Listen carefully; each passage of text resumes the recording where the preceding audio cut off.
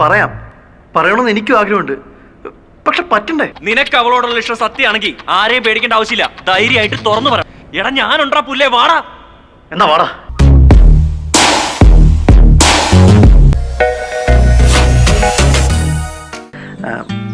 എനിക്ക് നിന്നെ ഇഷ്ടമാണ്.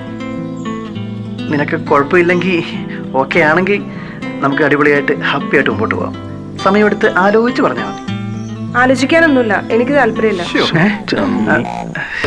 അപ്പൊ അങ്ങനെയാണെങ്കിൽ എനിക്ക് അമൃതയുടെ ഒരു കാര്യം പറയാനുണ്ട്. അമൃത, അവൻ പറഞ്ഞൊക്കെ കേട്ടല്ലോ? കേട്ടെങ്കി അവൻ പറഞ്ഞൊക്കെ ഞാൻ നിന്നോടും പറയും.